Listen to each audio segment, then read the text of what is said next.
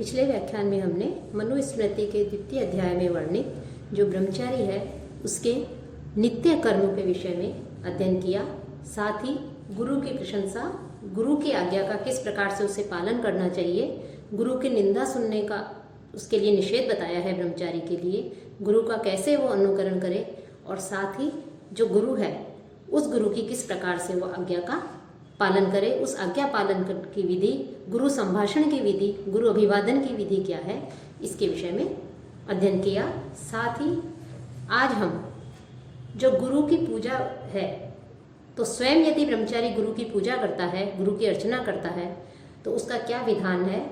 गुरु के साथ किस प्रकार से शिष्य को या ब्रह्मचारी बालक को जो है बैठना चाहिए, गुरु के साथ में किस प्रकार का आदर सत्कार करना चाहिए,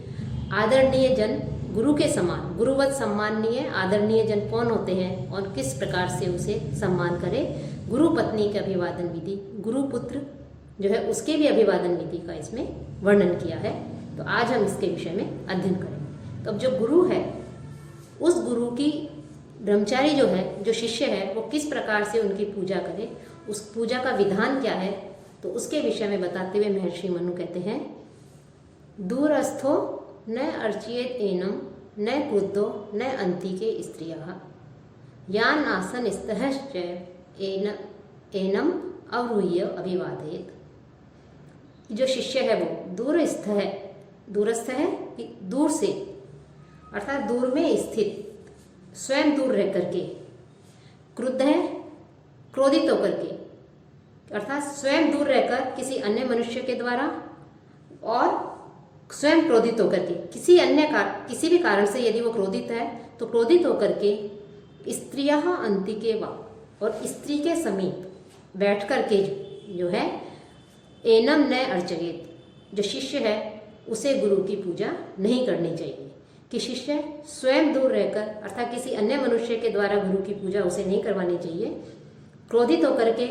और स्त्री के समीप बैठ करके गुरु की पूजा वो नहीं करे।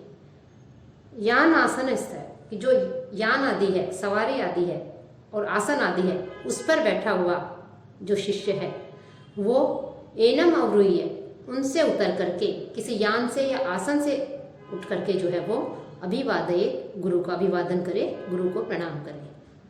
अर्थात यदि शिष्य शैया और किसी आसन पर स्थित है तो ऐसी स्थिति होने पर और गुरु के आने पर स्वयं वहाँ से उठ के और उठ करके अभिवादन करने के लिए कहा गया है। अर्थात यान और आसन पर बैठे बैठे ही गुरु का अभिवादन नहीं करे, प्रणाम नहीं करे, अपितु उतर करके जो है गुरु के अभिवादन करने के लिए, गुरु का पूजा करने के लिए, नमस्कार प्रणाम आदि करने के लिए कहा गया है। अब यदि वायु जो है वो यदि प्रतिकूल या अनुकूल यदि वायु बह रही है, कि प्रतिकूल और अनुकूल यदि वायु है, तो उस स्थिति में भी वो गुरु के पास में बैठ करके वार्तालाप नहीं करे। तो गुरु के साथ इस प्रकार से बैठने के लिए यहाँ पर निषेध करते हुए कहते हैं, प्रतिवाद अनुवाते च न आसीत गुरुणा सह असंश्रवे च एव गुरोः न किंचित अपि कीर्तयेत। कि शिष्य जो है वो प्रतिवाते अनुवाते च, कि प्रतिवाते कि प्रतिकूल वायु चलने पर, अर्थात प्रतिकूल वायु अर्थात गुरु की ओर से शिष्य की ओर आने वाली जो हवा होती है उसे प्रतिवाद कहते हैं या प्रतिकूल वायु कहलाती है। तो प्रतिवाद और अनुवाद अर्थात अनुकूल वायु, कि शिष्य की ओर से गुरु की ओर आने वाली जो वायु है, हवा है, उसमें जो है शिष्य वो गुरुणा सह न आसी, गुरु के साथ में नहीं बैठे, असंश्रवे, और जहाँ गुरु नहीं सुन सके, किंचित अपि न कीर्तयेत, वहाँ जो है कुछ भी वो गुरु के विषय में या किसी अन्य दूसरे विषय में जो है वो बात नहीं करे, बात नहीं करे। अर्थात यहाँ प्रतिवाद और अनुवाद, कि प्रतिकूल और अनुकूल ये दोनों तरफ की यदि वायु चल रही है तो ऐसी स्थिति में शिष्य के लिए कहा गया है कि वह गुरु के समीप नहीं बैठे, गुरु के साथ में ब्रह्मचारी जो है वो नहीं बैठे, और जहाँ से गुरु को न सुनाई दे इतनी दूर से भी जो है वो गुरु के साथ में संभाषण वार्तालाप आदि नहीं करे, गुरु से जो है कोई बात नहीं कहे। तो गुरु के साथ में साथ ही जो अश्व आदि हैं, बैल आदि हैं, ऊंट आदि है, सवारी है, किसी भी प्रकार का यान है, उसमें वो गुरु के साथ में बैठने के लिए उसे कहा गया है। कि वैसे तो गुरु के समीप नहीं बैठे, उसका आसन सदैव जो है गुरु से नीचे होना चाहिए, शैया और आसन। लेकिन यदि एक ही यान में गुरु और शिष्य दोनों जा रहे हैं तो ऐसी स्थिति में जो गुरु है उस गुरु के साथ में शिष्य जो है वो बैठ सकता है। कि बैलगाड़ी, रथयान, नाव आदि जो है वहाँ पर जो है शिष्य गुरु के साथ में बैठ करके जा सकता है। वहाँ पर शिष्य का बैठने का विधान किया है। अब जो गुरु है उस गुरु के भी यदि गुरु हों तो उनसे भी जो है गुरु तुल्य ही आचरण करने के लिए कहते हुए मनु कहते हैं कि जो गुरु है उसके भी गुरु यदि पास में स्थित हों तो उनके साथ भी उसी प्रकार से आचरण करना चाहिए जैसे अपने गुरु के साथ में व्यवहार करते हैं, आचरण करते हैं। और गुरु के समीप में रहता हुआ शिष्य अर्थात जो ब्रह्मचारी है वो गुरु की आज्ञा के बिना अपने जो माता आदि हैं, चाचा आदि हैं, अपने जो बंधु बांधव आदि हैं, उनको भी जो है वो प्रणाम नहीं करे, उनका अभिवादन नहीं करे। कि गुरु की आज्ञा प्राप्त करके ही ब्रह्मचारी जो बालक है वो गुरुजन, अपने जो गुरुजन हैं, जो अपने बंधु बांधव हैं, माता पिता आदि हैं, उनका जो है अभिवादन करे, उनको प्रणाम करे। साथ ही महर्षि मनु कहते हैं कि जो है जो विद्या है उस विद्या को जो पढ़ाने वाले हैं, विद्या का ज्ञान देने वाले हैं, तो ब्रह्मचारी को चाहिए कि वह विद्या गुरुओं में से और अपने वंश वालों में से, अधर्म का निवारण करने वालों से और हितकर जो उपदेश करने वाले हैं उन हितकारी उपदेश करने वालों से इसी प्रकार का ही जो है उन्हें आचरण करना चाहिए, व्यवहार करना चाहिए। अर्थात इनके साथ भी गुरुवत आचरण करना चाहिए क्योंकि ये गुरु के समान ही आदरणीय है, सम्माननीय है। कि यहाँ महर्षि मनु ने कि विद्या गुरुओं में और अपने वंश वालों में जो अधर्म को दूर करते हैं, अधर्म का नाश करते हैं, ऐसे लोगों के लिए और जो कल्याणकारी उपदेश देने वाले हैं, ऐसे लोगों को भी गुरु के समान ही माना है। और गुरु के समान ही मानने के कारण गुरुवत आदरणीय, सम्माननीय उन्हें कहा गया है। साथ ही उन्होंने कहा है कि गुरु के समान आदरणीय और कौन है कि श्रेयः सु गुरुवत वृत्तिं नित्यमेव समाचरेत गुरुपुत्रेषु च आर्येषु गुरोश्च स्वबंधुषु। कि जो ब्रह्मचारी है वो श्रेयसु कि जो श्रेष्ठ लोग हैं, प्रशस्त जो लोग हैं, श्रेष्ठ जनों में, गुरुपुत्रेषु गुरुपुत्रों में, आर्येषु जो योग्य जन जो हैं, योग्य जो लोग हैं, उन लोगों में, गुरु में, गुरु के जो स्वबंधुषु है और गुरु के बंधु बांधव जो हैं, उन बंधु बांधवों में गुरुवत वृत्ति, गुरु के समान ही व्यवहार जो है नित्यम आचरित, नित्य उसे करना चाहिए, सर्वदा उन्हें इसी प्रकार का व्यवहार करना चाहिए। कि बहुत से जो लोग हैं उन लोगों में यदि बड़े लोगों के साथ में, श्रेष्ठ जो गुरुपुत्र हैं उनमें, गुरु के बंधु बांधवों में के साथ भी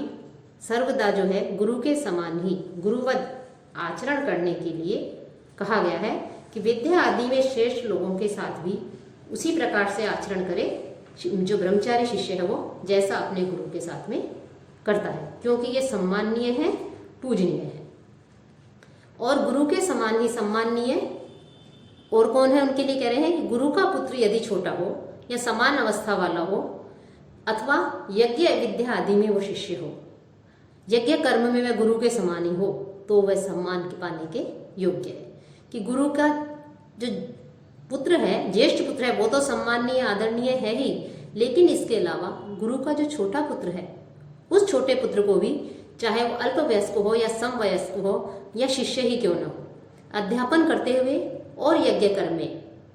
वह जो है गुरु के समान ही उसे सम्माननीय माना गया है। गुरु के समान ही वो उसे आदर करना चाहिए, सत्कार करना चाहिए, समान जो है उसे गुरु के मान करके वो प्रणाम का अधिकारी है, आदर का अधिकारी है, सम्मान का अधिकारी है। अब लेकिन यहाँ पर जो गुरुपुत्र है उस गुरुपुत्र की आंगिक सेवा का निषेध किया है। कि गुरु के लिए तो आंगिक सेवा का विधान बताया है कि गुरु की तो सेवा करनी चाहिए शिष्य को, लेकिन गुरुपुत्र जो है उस गुरुपुत्र की आंगिक सेवा करने के लिए यहाँ पर जो है महर्षि मनु ने मना किया है। साथ ही जो गुरु पत्नी है उस गुरु पत्नी के अभिवादन के लिए भी महर्षि मनु कहते हैं कि गुरु की पत्नी भी जो है वो गुरु के समान एक तरह सम्माननीय है, आदरणीय है, पूजनीय है। तो गुरु की सवर्ण स्त्रियों के साथ में भी गुरु के समान ही अभिवादन आदि करके उनका आदर प्रकट करना चाहिए। कि गुरुवत प्रति पूज्य स्युः सवर्ण गुरु योषित है, असवर्ण तु संपूज्य प्रत्युत्थान अभिवादने ही। कि सवर्ण गुरु योषित है, कि सवर्ण जो गुरु की पत्नियां हैं अर्थात सजातीय जो गुरु की पत्नियां हैं, उन गुरु की पत्नियों का, कि गुरु की सवर्ण जो पत्नियां हैं, सजातीय जो पत्नियां हैं, उन सजातीय गुरु पत्नियों का जो पूजन है वो पूजन जो है गुरुवत प्रति पूज्य, गुरु के समान ही करना चाहिए। जैसे गुरु का अभिवादन किया जाता है, गुरु का सम्मान किया जाता है, गुरु का प्रणाम आदि किया जाता है, वैसे ही गुरु की सजातीय सवर्णा गुरु जो पत्नियां हैं उनका भी जो है सम्मान करना चाहिए। लेकिन यदि वे असवर्ण तो, यदि वे असवर्ण हो, कि सजातीय नहीं हो, कि अपने वर्ण की नहीं हो, असवर्ण हो, ऐसी गुरु की पत्नियों का सम्मान जो है किस प्रकार से करना चाहिए, उसके लिए महर्षि मनु कह रहे हैं प्रत्युत्थान अभिवादन ही संपूज्य। कि असवर्ण गुरु की जो पत्नियां हैं, असजातीय जो गुरु की पत्नियां हैं, उनके स्वागत में उठ करके और अभिवादन करके ही उनके प्रति जो है सम्मान और अपना आदर जो है प्रकट कर देना चाहिए। अर्थात गुरु की सवर्ण स्त्रियों को तो गुरु के समान पूजनीय सम्माननीय बताया है, और जैसे गुरु का अभिवादन सम्मान प्रणाम किया जाता है वैसे उन्हें भी करना चाहिए। लेकिन गुरु की असवर्ण स्त्रियां हैं उनके लिए केवल उठ करके और नमस्कार मात्र ही जो है उनके लिए आदर प्रकट करने के लिए कहा गया है, कि वो उठकर और प्रणाम से ही वो सत्कार के योग्य है। यहाँ पर जो गुरु पत्नी है, गुरु के लिए तो उसके आंगिक सेवा के विषय में बताया है, लेकिन गुरु पत्नी की जो है उसकी आंगिक सेवा का भी यहाँ पर निषेध किया गया है। कि गुरु पत्नी के तेल मर्दन, स्नान, उपटन आदि, बालों पर सुगंध आदि लगाना, इस प्रकार के जो है कार्य नहीं करने चाहिए। और गुरु पत्नी की जो है उसके चरण स्पर्श का भी निषेध करते हुए महर्षि मनु कहते हैं कि पूरे 20 वर्ष के, कि 20 वर्ष के हों तो ऐसे पूरे 20 वर्ष के तथा गुण दोषों को जानने वाला जो शिष्य है, उस शिष्य को यह चाहिए कि वह जो युवा गुरु पत्नी है उन गुरु पत्नी के चरणों में गिर करके जो है प्रणाम नहीं करना चाहिए। कि गुण और दोषों को सविशेष जानने वाले और पूर्ण 20 वर्ष के वयस्क जो ब्रह्मचारी हैं उनके लिए व्यवस्था करते हुए महर्षि मनु कहते हैं कि ऐसे ब्रह्मचारियों को चाहिए कि वह युवती गुरु पत्नी को प्रणाम करते समय उसके चरणों का स्पर्श नहीं करे, दूर से ही हाथ जोड़ करके जो है गुरु पत्नी का प्रणाम करे, उनका अभिवादन करे। कि यहाँ पर जो युवा स्त्री है, युवती जो है गुरु पत्नी, उसके चरण स्पर्श का निषेध क्यों किया है, उस निषेध का कारण बताते हुए महर्षि मनु कहते हैं स्वभाव एष नराणाम इह दूषणम अतः अर्थान्न प्रमाद्यन्ति प्रमदासु विपश्चित है। कि यह नराणाम दूषणम, किस संसार में, कि जो संसार है इस संसार में पुरुषों को दूषित करना, नराणाम दूषणम नारीणाम एष स्वभाव है, कि पुरुषों को दूषित करना स्त्रियों का स्वभाव है। अतः अर्थात विपश्चित है, कि विषयों में प्रमाद नहीं, कि विषयों में जो विषय आदि हैं उसमें प्रमाद नहीं करते हैं। कि विद्वान पुरुष जो है वो विपश्चित है, कि जो विद्वान पुरुष हैं वो विद्वान पुरुष इस प्रकार से जो है प्रमदासु न प्रमाद्यन्ति, स्त्रियों के विषय में प्रमाद नहीं करते हैं, अर्थात उनसे व्यवहार करते समय असावधान नहीं रहते हैं, असावधानी नहीं बरतते हैं। पंडित जन स्त्रियों के विषय में सदा ही सावधानीपूर्ण व्यवहार करते हैं, उस प्रकार का जो है वो उनके साथ में कभी भी प्रमाद नहीं करते हैं, क्योंकि वो इस बात को अच्छी तरह जानते हैं कि किस प्रकार से जो है पुरुषों को दूषित करना यहाँ पर स्त्रियों का स्वभाव बताया है। कि यहाँ सभी स्त्रियों, मुख्य रूप से यदि हम देखा जाए, इसकी गहराई में जाए तो सभी स्त्रियाँ इस प्रकार से के स्वभाव वाली प्रायः नहीं होती हैं। यहाँ पर महर्षि मनु का तात्पर्य है कि यदि कि स्त्रियाँ को भी जो भोग्य स्वरूप है, जो कामुक स्वरूप है, जो पुरुषों को अपनी ओर आकर्षित करती हैं, इस प्रकार की स्त्रियों को के विषय में मुख्य रूप से यहाँ पर मनु ने यही कहा है कि ऐसी इस प्रकार की युवा स्त्रियों से जो है उनके चरणों का स्पर्श करते समय सावधानी रखनी चाहिए, क्योंकि प्रकृष्ट यौवन मद से मदमस्त जो स्त्रियां होती हैं, वो मदमस्त स्त्रियां काम क्रोध के वशीभूत होकर उनके पीछे जो मूर्ख जो पुरुष हैं, जो इस प्रकार की कामुक जो स्त्रियां हैं, जो जिनका जो भोग्य स्वरूप है, जो पुरुषों को अपनी ओर आकर्षित करके पतन की ओर ले जाती हैं, इस प्रकार के व्यवहार वाली स्त्रियां सम्माननीय भी हैं कि जो अपने धर्म का, अपने कर्तव्यों का पालन करने वाली हैं, अपने नियमों के अनुसार चलने वाली हैं, उन स्त्रियों को तो सम्माननीय स्थान प्रदान किया गया है, महत्व प्रदान किया गया है। लेकिन प्रकृष्ट यौवन मद से मदमस्त जो पुरुषों को अपनी ओर आकर्षित करके उनके पतन की ओर ले जाती हैं, ऐसी स्त्रियों से दूर रहने के लिए जो है महर्षि मनु ने इस कहा है कि ऐसी स्त्रियों से जो है दूर रहना चाहिए। साथ ही एक विद्वान व्यक्ति को, बुद्धिमान व्यक्ति को एकांत में, चाहे वो अपनी माता हो, बहन हो या कोई भी हो, उनके साथ में एकांत में बैठने का निषेध किया है। वो क्योंकि जो इंद्रियां हैं, वो इंद्रियां समूह जो है अत्यधिक चंचल होता है, और वो विद्वान पुरुष को, हर कोई व्यक्ति जितेंद्रिय नहीं होता, तो जो विद्वान व्यक्ति है, चाहे कितना ही विद्वान हो, लेकिन इंद्रियों का जो समूह है वो पुरुष के मन को भी अपनी ओर खींच लेता है। लेकिन जो जितेंद्रिय है वो मन पर नियंत्रण करके, इंद्रियों को अपने वशीभूत करके तो जितेंद्रिय बना रहता है, संयमी रहता है। लेकिन हर जो व्यक्ति है वो मुख्य रूप से इंद्रियों के वशीभूत हो जाते हैं। इसलिए एकांत में जो है स्त्रियों के साथ में बैठने से का निषेध किया है, पराई स्त्री के साथ। साथ ही जो युवती गुरु पत्नी है, उसके चरण स्पर्श के लिए जहां मनु ने मना किया है, तो उसका अभिवादन किस प्रकार से किया जाए, इसके लिए महर्षि मनु कहते हैं कि तरुण या युवा जो गुरु पत्नियां हैं, उन युवा पत्नियों को यह मैं हूं, यह कहता हुआ पृथ्वी पर अच्छी प्रकार से विधि पूर्वक जो है उनको प्रणाम करें कि कामम तु गुरु पत्नी नाम युवती नाम युवा भुवि विधिवत वंदनम कुर्यात असौ अहम इति ब्रुवन्। कि तरुण जो शिष्य है, उस शिष्य को, युवा जो शिष्य है, युवक शिष्य तरुणी गुरु पत्नियों को विधि पूर्वक यह मैं हूं, असौ अहम, यह मैं हूं, ऐसा कहते हुए यथेष्ट रूप से पृथ्वी पर झुक करके गुरु पत्नी का अभिवादन करे, उन्हें प्रणाम करे, उनके चरणों का जो है वो स्पर्श न करे। और यदि प्रवास से लौट रहा है, कि यहाँ तो अभी गुरु के चरणों का, गुरु पत्नी के चरणों के स्पर्श का निषेध किया है, लेकिन यदि जो शिष्य है वो प्रवास से वापस लौट रहा है, विदेश से आ रहा है, तो गुरु पत्नियों के चरण स्पर्श करके नित्य जो है उन्हें प्रणाम करने के लिए कहा गया है। कि ब्रह्मचारी जो बालक है वो शिष्टों के आचरण का स्मरण करता हुआ प्रवास से जब वापस लौटता है, तो लौटने पर जो किस प्रकार से व्यवहार करना चाहिए, सज्जनों के शिष्टाचार को जानता हुआ वो गुरु पत्नी जो है उन गुरु पत्नियों के चरणों का स्पर्श करे। लेकिन प्रतिदिन जो है युवा जो गुरु पत्नी है उसके चरणों के स्पर्श का निषेध किया है। प्रतिदिन उसे पृथ्वी पर झुक करके प्रणाम करना चाहिए। लेकिन यदि ब्रह्मचारी बालक कहीं बाहर से आता है,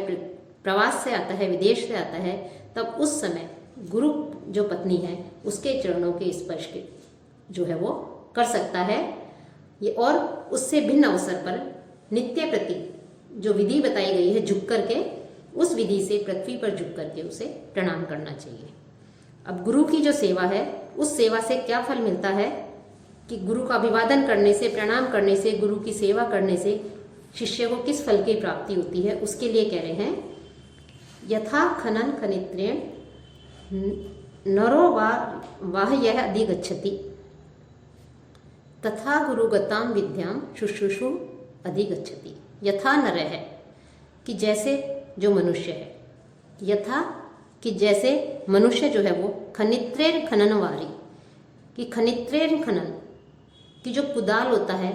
या जो फावड़ा जिससे खोदा जाता है, फावड़ा जिसे कह सकते हैं, कुदाल से खनन खुदाई करते हुए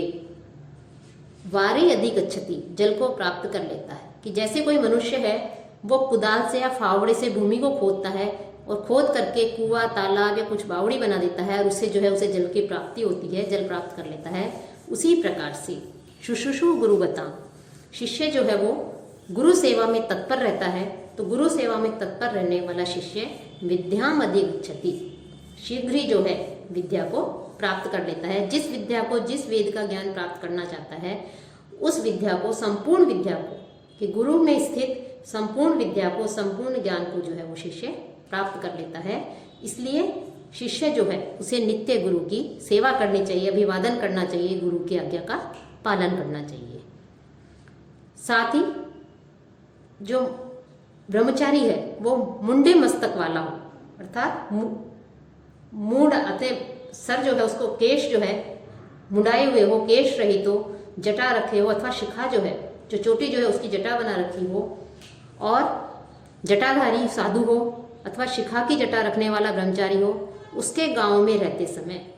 न तो सूर्योदय होना चाहिए और न ही सूर्यास्ती। अभिप्राय यह है कि सूर्योदय से पहले